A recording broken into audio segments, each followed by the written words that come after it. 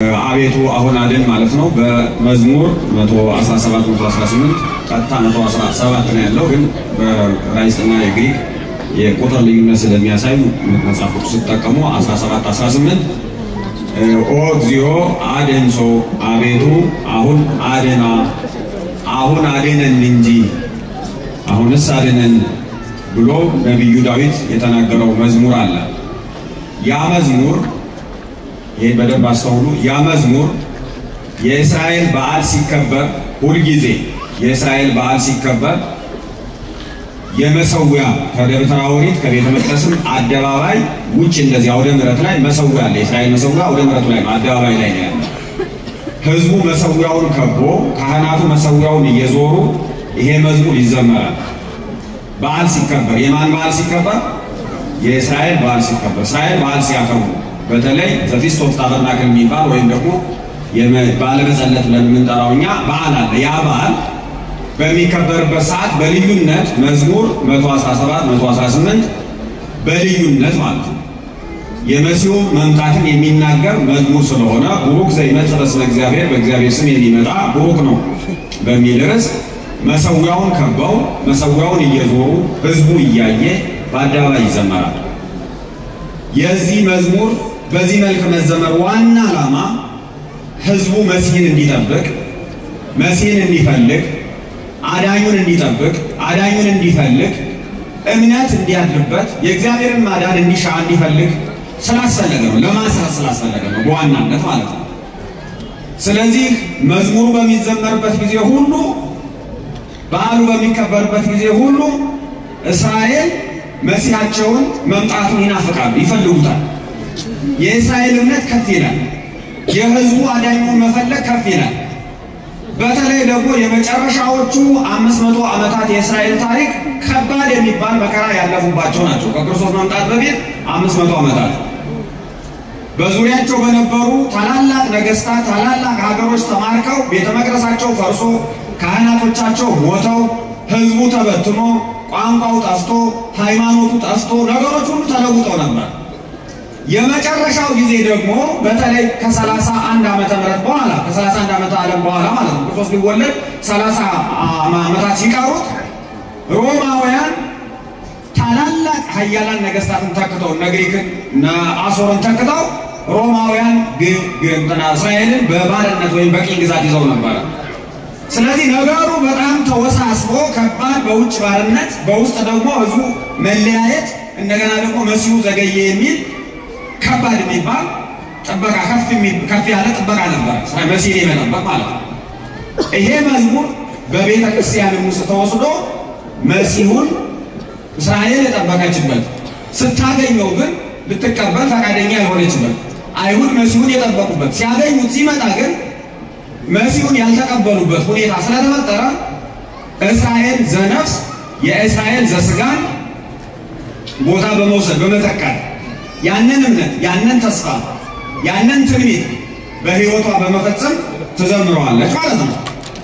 ያም መዝሙር ምን ይላል? አቤቱ አሁን ምን በል አሁን አድን ይላል። ስለዚህ ክርስቶስ 33 ዓመት ከ3 ወር በዚህ ዓለም ኖሯል። 34ኛ ዓመቱ ላይ ነው በአይሁድ ተሰቅሎ ተገድሎ ሞቶ ከሙታን ተለይቶ ተነሳና ወደ ሰማይ ያረገ ራሱ ኢየሱስ ክርስቶስ በዮሐንስ ወንጌል ምዕራፍ 16 ቁጥር 28 ላይ ወጻይቁ ማህባ ወመጻይቁ ከአብ ዘንድ ወጥቻለሁ ወደዚህ ምድር መጥቻለሁ ወአዲ አሐድጎ ለዓለም ወአሐውር ሀባዌ ዘፈነወኒ ዳግመኛም ይህን ዓለም እተዋለሁ ወደ ላከኝ ወደ አብም ተመልሼ እሄዳለሁ ብሎ በተናገረው መሰረት የመጣበትን ዓላማ ጨርሶ 34ኛ ዓመቱ ላይ ነው ተመልሶ ወደ አብ ወደ ሰማይ ያደረገውና በክብር እስኪመጣ ድረስ ተመልሶ እስኪመጣ ድረስ በአብ ቀኝ ተቀምጦ ያለው ማለት ነው። እንግዲህ ኢየሱስ ክርስቶስ 33 ዓመት በዚህ ምድር ሲኖር የመጨረሻ ሳምንት ላይ የመጨረሻ ሞቱ በቀረበት ሳምንት ላይ በአህያ ውርንጫ በአህያይቱና በውርንጫዋ ላይ ተቀምጦ ወደ ኢየሩሳሌም ከተማ በክብር በምስጋና በጣም ትልቅ ህዝብ እየተከተለው ይህ ማን ነው? በዚህ ሁኔታ ወደ ከተማ የሚገባው ማን ነው? ወደ ቤተ መቅደስ የሚመጣው ማን ነው? እየተባለ ከፍተኛ የሆነ ሕዝብ፣ ከፍተኛ የሆነ ምስጋና፣ ከፍተኛ የሆነ ክብር እየተቀበለ ከፍተኛ የሆነ ሕዝብ እያጀበው መጣ። ለምን ወደ ኢየሩሳሌም መጣ? የት ነበረ እርሱ ስንል አብዛኛው ጊዜ ክርስቶስ በቤተልሔም መወለዱን ታውቃላችሁ። ማንም ክርስቲያን ይሄን ያውቃል ብዬ እገምታለሁ። ማታውቁ ካላችሁ ደግሞ ኢየሱስ ክርስቶስ የተወለደው በቤተልሔም ነው፣ ኢየሩሳሌም አካባቢ ነው፣ ደቡብ እስራኤል ነው። የኖረው ያደገው ግን ሰሜን እስራኤል ነው፣ ገሊላ አካባቢ ነው፣ ናዝሬት የሚባል ቦታ ነው። አብዛኛውን ትምህርት ያስተማረውም ገሊላ አካባቢ ነው። ደቀ መዛሙርቱን የሚመረጠው ወደ ገሊላ አካባቢ ነው። ሊሞት ሲቃረብ ግን ኢየሱስ ክርስቶስ በሉቃስ ወንጌል ምዕራፍ 13 ቁጥር 33 ላይ ተጽፏል። እይደሎ ለነቢይ መዊት በአፋ ዘይመለ በኢየሩሳሌም፣ ነቢይ በኢየሩሳሌም ካልሆነ በቀር ከኢየሩሳሌም ውጭ ሊሞት አይችልም፣ ሊሞት አይገባም። የሚሞትበት ቦታ ኢየሩሳሌም ነው ተብሎ ተነገረው መሰረት ወደ ኢየሩሳሌም ከተማ በብዛት ይመጣ ነበር፣ ተደጋጋሚ ይመጣ ነበር። መቼ? የመጨረሻው ጊዜ አካባቢ ማለት ነው። አሁን ኢየሱስ ክርስቶስ ወደ ኢየሩሳሌም ሲመጣ፣ ወደ ቤተ መቅደስ ሲገባ በታላቅ ክብር፣ በታላቅ ምስጋና፣ በጣም ከፍተኛ የሆነ ሕዝብ እየተከተለው ይህ ማን ነው እየተባለ ወደ ኢየሩሳሌም ከተማ ሲመጣ፣ አልፎም ወደ ቤተ መቅደስ ሲገባ የፈለገው ነገር ሊገልጥ፣ ሊያስተምር፣ ሊያሳይ የፈለገው ነገር ምንድን ነው ስንል አራት ነገሮችን ሊያመለክት ነው የፈለገው። አንደኛ ማዳኑ መቅረቡን ሊያሳይ ነው የፈለገው። ምኑ መቅረቡን? ምኑ መቅረቡን? ማዳኑ ቀርባለች። ራሱ መዝሙሩ ሆሳዕና የሚለው ቃል አቤቱ አሁን ምን በል ማለት ነው? አድን። መቼ አድን? አሁን። ዛሬ አድን አይደለም፣ ዛሬ ራሱ አይበቃም። አሁን አድን። ማዳን ግን በጣም እንፈልጋለን የተባለው የተዘመረለት በጸሎት በእምነት በዚህ መልኩ በምስጋና እያከበሩት ሰዎቹ እየጸለዩ ማለት ነው፣ እምነታቸውን እየገለጡ ማለት ነው፣ እያመሰገኑት የመጣ ማዳኑ እንደቀረባች ለሕዝቡ ለማሳየት ነው። ስለዚህ የክርስቶስ ወደ ኢየሩሳሌም ከተማ መግባት የኢየሩሳሌምን ከተማ መጎብኘት ነው። በማዳኑ መጎብኘቱ ነበረ፣ በምህረቱ መጎብኘቱ ነበረ፣ በይቅርታው መጎብኘቱ ነበረ፣ በፍቅር መጎብኘቱ ነበረ። የማዳን ስራ ነው ማለት ነው። ማዳኑ ቀርቧል የሚለው ነገር ይናገራል። አንዱ ይሄ ነው። ሁለተኛ ኢየሱስ ክርስቶስ ንጉሥ መሆኑን እየገለጠ ነበረ። ምን መሆኑን እየገለጠ ነበረ? ንጉሥ መሆኑን። በጣም በሚገርም መንገድ ተደጋጋሚ መዝሙሮች ይህንን ግልጽ ያደርጋሉ። ለምሳሌ ላንብላችሁ ቀጥታ። የማርቆስ ወንጌል እንዲህ ይላል፣ በጌታ ስም የምትመጣ የአባታችን የዳዊት መንግስት የተባረከች ናት። ማርቆስ ምዕራፍ 11 ቁጥር 10። ይሄው የሆሳዕና ወንጌል ማለት ነው፣ በማርቆስ እንደተጻፈ በጌታ ስም የምትመጣ የአባታችን የማን መንግስት? የዳዊት መንግስት የተባረከች ናት ይላል። ስለዚህ ኢየሱስ ክርስቶስ በአህያይቱና በውርንጫ ላይ ተቀምጦ ወደ ኢየሩሳሌም ከተማ ሲገባ፣ አልፎም ወደ ቤተ መቅደስ ሲገባ የሚከተለው ሕዝብ ደቀ መዛሙርቱም ሁሉም ሰው የሚዘምረው መዝሙር ምን ነበረ? በጌታ ስም የምትመጣ የማን መንግስት? የአባታችን የዳዊት መንግስት የተባረከች ናት ነው። ይሄ ደግሞ የመልአኩን የቅዱስ ገብርኤልን ብስራት ያስታውሰናል። ምን ብሏል መልአኩ ቅዱስ ገብርኤል? ወይሁቦ እግዚአብሔር አምላክ መንበረ ዳዊት አቡሁ ወይነግሥ ለቤተ ያዕቆብ ለዓለም ወአድኅኖ ማእሌተ ለመንግሥቱ። እግዚአብሔር አምላክም የአባቱን የዳዊትን ዙፋን ይሰጠዋል፣ በያዕቆብ ቤት ላይ ለዘላለም ይነግሣል፣ ለመንግሥቱም ፍጻሜ የለውም። ማለቂያ የሌለው ያልሾምነው የማንሽረው ከእኛ ድምፅ የማይፈልግ በባህሪው ምን የሆነ ንጉሥ የሆነ ነው። እሱ ከፍጡር የማይፈልግ ማለት ነው። ለፍጡር ሁሉ የሚበቃ ንግስና ያለው ሁሉን የሚችል ኃይል ያለው ማለት ነው። እንደተጻፈውም እግዚአብሔር እሰ ንጉሥ ውእቱ እምቅድመ ዓለም፣ እግዚአብሔር ዓለም ከመፈጠሩ አስቀድሞ ንጉሥ ነው ይላል። ዓለምን ፈጥሮ ንጉሥ አልሆነም። ዓለምን ባይፈጠርም ባይኖርም እግዚአብሔር ለዘላለም ምንድን ነው? ንጉሥ ነው። ስለዚህ እርሱ የማያልቅ የማትለወጥ የማትጠፋ መንግስት ያለችው መሆኑን ለማሳየት ነው የመጣው። ሉቃስ ደግሞ ይህንን በሌላ መልኩ እንዲህ ብሎ ጽፎታል። 19 ሉቃስ ወንጌል ምዕራፍ 19 ቁጥር 35 ላይ በጌታ ስም የሚመጣ ንጉሥ የተባረከ ነው። ቀጥታ ንጉሥ ብሎ ማለት በጌታ ስም የሚመጣ ንጉሥ ምንድን ነው? የተባረከ ነው። ዮሐንስ 12:13 ላይ ደግሞ በጌታ ስም የሚመጣ የእስራኤል ንጉሥ የተባረከ ነው ይላል።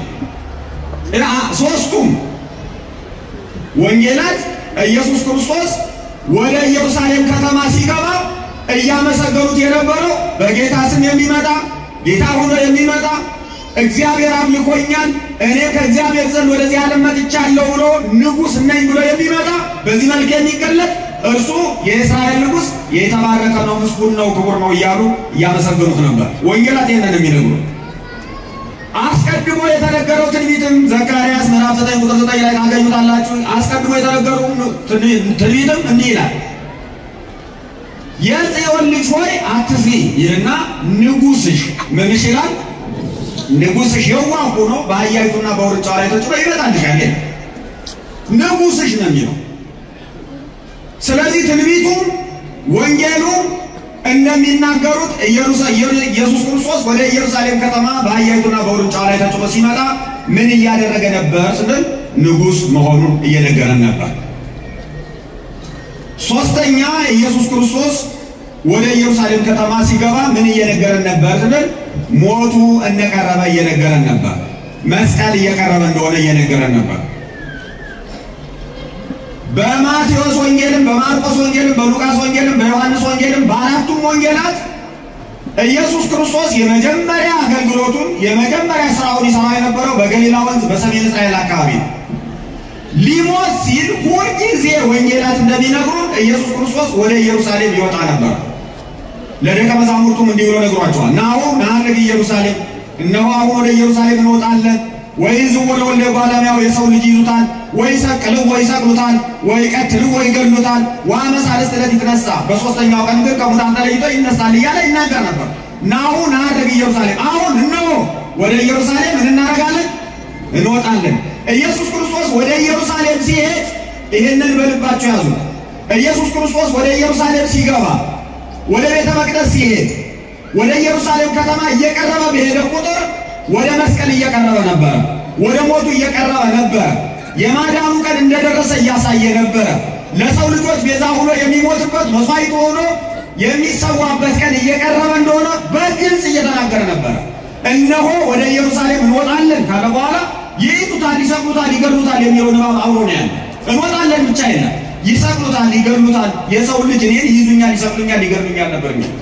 ስለዚህ ወደ መስቀል መጠጋት ነው፣ ወደ መስቀል መቅረብ ነው፣ ወደ ሞት መቅረብ ነበር ማለት ነው። ኢየሱስ ክርስቶስ በግልጽ በሕዝብ ታጅቦ በምስጋና በአህያይቱና በውርንጫዋ ላይ ተቀምጦ በዚህ መልኩ ሲመጣ ደግሞ ሕዝቡ የሚያውቀው መሲህ እንደመጣ መሲያቸው እየደረሰ እንደሆነ ቢያውቅም ኢየሱስ ክርስቶስ ደግሞ መሲህነቱን የሚፈጽምበት ሞቱ እንደደረሰ እየነገረ ነበር። ይሄ በጣም አስፈላጊ ነገር ነው። ይሄን በደንብ ባይኖራችሁ ውስጥ ማሳል አለብን፣ ማስቀመጥ አለብን። አራተኛ ትንቢት እየፈጸመ ነበረ። የመጻሕፍትን ትንቢት እየፈጸመ ነበረ። በተለይ በማቴዎስ ወንጌል ምዕራፍ 21 ላይ ሁለት ትንቢታት ተፈጽመዋል። አንደኛው ዘካርያስ ምዕራፍ 9 ቁጥር 9 ያለው ነው። እነሆ ንጉሥሽ የዋህ ሆኖ በአህያይቱና በውርንጫዋ ላይ ተጭኖ ይመጣልና የጽዮን ልጅ ሆይ አትፍሪ ተብሎ የተነገረው ትንቢት ተፈጸመ። ሁለተኛው ደግሞ መዝሙር 8 ቁጥር 2 ላይ ከሕፃናትና ከሚጠቡ ከልጆችና ከሚጠቡ ሕፃናት ማፈደይቆ ሕፃናት አስተዳድሮ ከስብሐተ ከልጆችና ከሕፃናት ምስጋናን አዘጋጀ ተብሎ የተጻፈው ትንቢት እየተፈጸመ ነበር። ስለዚህ ኢየሱስ ክርስቶስ ወደ ኢየሩሳሌም ከተማ ሲገባ ማዳኑን እየገለጠ ሞቱን እየተናገረ ንጉሥነቱን እየገለጠ የነቢያት ትንቢት መፈጸሙን እያመለከተ ነበረ። በዓሉን በምናከብርበት ጊዜ ዋና ትኩረታችን መሆን ያለበት ይሄ ነው። አሁን በዓሉን ስናከብር ይሄን የሆሳዕና በዓል ስናከብር ኢየሱስ ክርስቶስ አዳኛችን ስለሆነ ቤዛችን ስለሆነ አሁን አድን እያልን እየዘመርን ነው። አሁን አድን ማለት ምን ማለት ነው? የእያንዳንዳችን ሕይወት ብዙ ችግር ውስጥ አለ። ስለዚህ የእያንዳንዳችን ሕይወት ከመከራ ሥጋም ከመከራ ነፍስም መዳን ይፈልጋል። የእያንዳንዳችን ሕይወት ማለት ነው። መከራ ሥጋም መከራ ነፍስም ተደቅኖብናል። በሥጋዊም በመንፈሳዊ ሕይወታችን ችግሮች ተደቅኖብናል። ስለዚህ ማን ያድነን? ማን ያድነን? መቼ ያድነን? አሁን የእግዚአብሔር ማዳን ያስፈልገናል። መቼ ያስፈልገናል? የእግዚአብሔር ማዳን የክርስቶስ ማዳን አሁን ያስፈልገናል። ስለዚህ ሆሳዕናን ስናከብር ሆሳዕና ብለን ስንዘምር ችግር ውስጥ ነኝ ያለሁኝ፣ በሥጋዬም በነፍሴም ተጨንቄያለሁ፣ ተቸግሬያለሁ፣ ረዳቴ አንተ ነህ፣ ከኔ አትራቅ ብቻ አይደለም፣ አሁን ምን በለኝ አድነኝ እያል ይሄንን በእምነት በትክክል በማስተዋል እየገባን እየዘመርን ነው ማክበር ያለብን። በዓል ማክበር አዳምጡ፣ በዓል ማክበር የሆነ ከዛሬ 2000 ዓመት በፊት የተፈጸመን ታሪክ ማስታወስ አይደለም። በዓል ማክበር በእግዚአብሔር የማዳን ሥራ ውስጥ ራስ መሳተፍ ነው። ከውጭ መሆን አይደለም፣ ከእግዚአብሔር ጋር መሆን ማለት ነው። የዛሬ 2000 ዓመት የተፈጸመ በዓልን እያሰብን አይደለም። የሆነ ነገር ሩቅ ያለ ለሕይወታችን የራቀ ለመንፈሳዊነታችን የራቀ ነገር አይደለም። ዛሬ ሆሳዕና በእኛ ሕይወት ይከበራል። ሆሳዕና በማን ሕይወት ይከበራል? ዛሬ በእኛ ሕይወት። በዚህ አውደ ምሕረት ክርስቶስ አለ። በእያንዳንዳችን ሕይወት ውስጥ ክርስቶስ አለ። ክርስቶስ ወደ ኢየሩሳሌም ከተማ የገባው ወደ ቤተ መቅደስ የገባው በአህያ ውርንጫ ላይ ተቀምጦ ነው። በእርግጥ ያንን ያደረገው ሰላማዊ መሆኑን ለማሳየት ነው። ትሑት መሆኑን ለማሳየት ነው። አይሁድ የናቁት መሆኑን ለማሳየት ነው። ይሄንን ነገር ለማሳየት ነው ያደረገው። ነገር ግን ዛሬ ክርስቶስ በዚህ አውደ ምሕረት የሚከበረው በዚህ አውደ ምሕረት ከፍ የሚለው ዛሬ ክርስቶስ በእያንዳንዳችን ልብ ውስጥ ተቀምጦ ነው። በማን ልብ ተቀምጦ ነው? ስለዚህ ንጹሕ ነው ቤተ መቅደሱ። ደግሞ አጋጣሚ ሆኖ ወደ ቤተ መቅደስ ሲገባ በዛኑ ጊዜ ቤተ መቅደሱን አጥልቷል።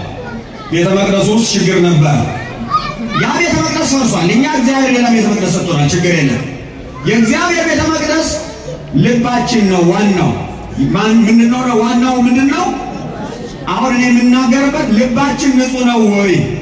ንጹሕ ነው። ኢየሱስ ክርስቶስ ወደ ቤተ መቅደሱ ይግባ። ምክንያቱም በአህያይቱ ውርንጫ ላይ ተጭኖ ኢየሩሳሌም ከተማ ገብቶ ከተማውን ዙሮ አልሄደም። ወደ ቤተ መቅደሱ ገብቷል። ወደ ቤተ መቅደሱ ሲገባ ልባችን ንጹሕ ነው ወይ? ዝም አላችሁ። ስለዚህ ጥያቄው ከበረ፣ ጥያቄው ተነከረ።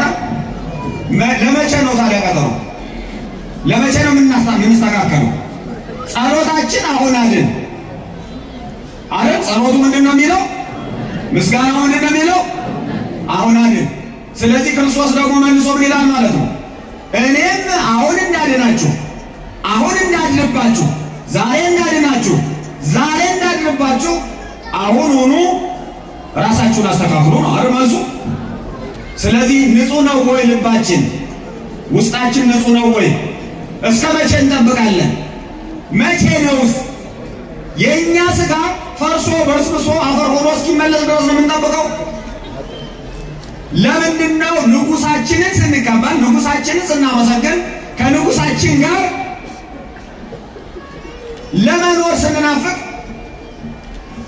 ልባችንን በእምነት፣ ልባችንን በንስሐ፣ ልባችንን በፍቅር፣ ልባችንን በትህትና፣ ልባችንን በመልካም ነገር እማናስተካክለው ለምንድን ነው?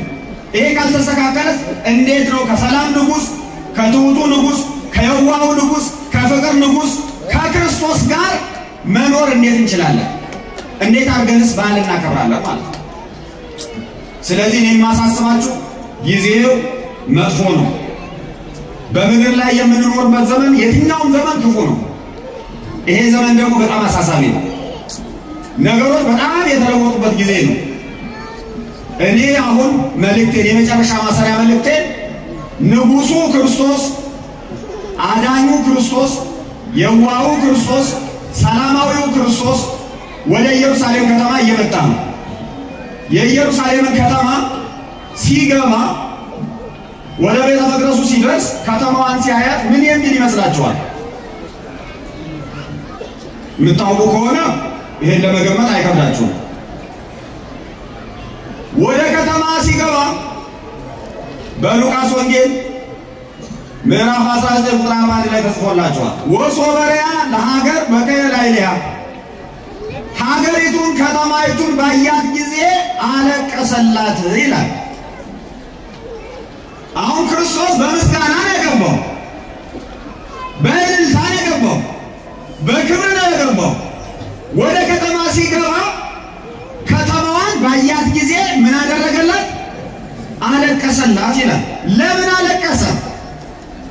አለቀሰ ካለው በኋላ ወንጌሉ የእስራኤልን ከተማ የኢየሩሳሌምን ከተማ የመጎብኘትሽን ወራት አላወቅሽም ነው። ይሄ ላንቺ የጉብኝት ወራት ነበረ፣ የብረት ወራት ነበረ፣ የማዳን ወራት ነበረ። ንጉሥሽ ሰላማዊ ሆኖ በሰላም ጎበኘሽ፣ አንቺ በሰላም አልተቀበልሽው። ፍቅር ሆኖ በፍቅር ጎበኘሽ፣ አንቺ በፍቅር አልተቀበልሽው። አንቺ ልትገይው ተዘጋጀሽ ነው የሚል ከተማዋ ዛሬ ዘመረች፣ ዛሬ ላለች፣ ዛሬ ዘማባ ዝንጣፊ ይዛ ተቀበለች። 3 ቀን 4 ቀን በኋላ ገድለዋለች። ይሄ የሆነው ይሄ ነው። እዛው እስራኤል ከተማ የሆነው ማለት ነው። እዛው ራሱ የተቀበለው ያዘመረው የተቀበለው ከፍ ከፍ ያደረገው ራሱ ስቀለው አስወግደው ብሎ አሳልፎ ሰጥቶታል። ህዝቡ ሳይቀር ማለት ነው። መሪዎቹ እያስተባበሩ ህዝቡ ደግሞ መሪዎቹን እየተከተለ አሳልፎ ሰጥቶታል። ኢየሱስ ክርስቶስ የሚያየው ይሄንን። ስለዚህ እኛ ከክርስቶስ ጋር ነን ወይ? እኛ የክርስቶስ ወዳጆች ነን ወይ? እኛ የክርስቶስ አማኞችና ተከታዮች በትክክል በልባችን ክፉ ነገር የለም ወይ? ይሄንን ነገር ለማስወገድ ይሄንን ነገር ለማስተካከል ንስሐ አያስፈልገንም ወይ? ይቅርታ አያስፈልገንም ወይ? ፍቅር አያስፈልገንም ወይ? ትህትና አያስፈልገንም ወይ? አሁን አድን ማለት ብቻውን የማያምን ሰው፣ ትህትና የሌለው ሰው፣ ፍቅር የሌለው ሰው፣ እርስ በርሱ የማይስማማ ሰው፣ ንስሐ ያልገባ ሰው አሁን አድን ብሎ በመፈለጉ ብቻ ሊድን ይችላል። እምነት አያስፈልግም ወይ ስንል አሁን አድን የሚል ሰው በንስሐ ራሱን ማስተካከል አለበት። እግዚአብሔር የሚያምኑትን ያድናል። ሳያምኑት ሳይወዱት በትክክል እንደሚያድናቸው ሳይረዱ ባልገባቸው በገባቸው መንገድ እየተቃወሙ ይሄን መዝሙር ቢዘምሩ አይሁንም። እዛው ቀን ሕፃናት ናቸው ንጹሐን፣ ደቀ መዛሙርቱ እውነተኞች ናቸው። ደግሞ የዮሐንስ ወንጌል ምዕራፍ 12 ስታነቡ ደቀ መዛሙርቱ ያ ሁሉ በዓል ከተደረገ በኋላ መዝሙር ከተዘመረ በኋላ ዘንባባ ዝንጣፊ ከተያዘ ልብስ ከተለጠፈ በኋላ ደቀ መዛሙርቱ በወቅቱ አላስተዋሉም ነበር ይላል። ያስተዋሉት ኢየሱስ ክርስቶስ ከሞተ ከተነሳ በኋላ ስለ እርሱ ይህም እንደተጻፈ እንዳደረጉለትም አስታወሱ ይላል። ተመልከቱ፣ እነዚህ አይነት ነገር አለ ሊሆን ይችላል ማለት ሊከሰት ይችላል ማለት ነው። ስለዚህ በዓላችንን ስናከብር በእምነት፣ በዓላችንን ስናከብር በማስተዋል፣ በዓላችንን ስናከብር በትህትና፣ በሰላም፣ በፍቅር፣ በንስሐ፣ በእውነተኛ ሕይወት እናክብር። እግዚአብሔር መሐሪ ነው። ማን መሐሪ ነው? እግዚአብሔር መሐሪ ነው። ያድነናል። እግዚአብሔር ይደርስልናል። ለሀገራችንም ለቤተ ክርስቲያናችንም እግዚአብሔር ይደርስላቸዋል። ማን ይደርስልናል? እግዚአብሔር ይረዳናል። ልባችሁ በዚህ ይመን። በፈለገው ሰው አይነት ማለት በመንፈሳዊ በስጋዊ መሪ ተስፋ ልትቆርጡ ትችላላችሁ። በእግዚአብሔር ላይ ግን ልባችሁ ተስፋ እንዳይቆርጥ። እግዚአብሔር ሁልጊዜ ምንድን ነው? ታማኝ ነው፣ አዳኝ ነው። እግዚአብሔርን አምነን ወደፊት እንሂድ። መሪዎቻችንንም እንደገና ደግሞ አገልጋዮቻችንንም እግዚአብሔር ይረዳል። ሀገራችንን ቤተክርስቲያናችንን እግዚአብሔር ይረዳል። ነገሮች ወደ ተሻለ ነገር ይሄዳሉ። በዓላትም እንደዚሁ እንደደመቁ እንደተከበሩ ከዚህም በላይ ገና አደባባይ ጠቆን አስፍተን ገና ብዙ የእግዚአብሔር ክብር ይገለጣል። እግዚአብሔር ይርዳል። የዛሬ ዓመት እግዚአብሔር በሰላም ያድርሰን። እግዚአብሔር ያክብርልኝ።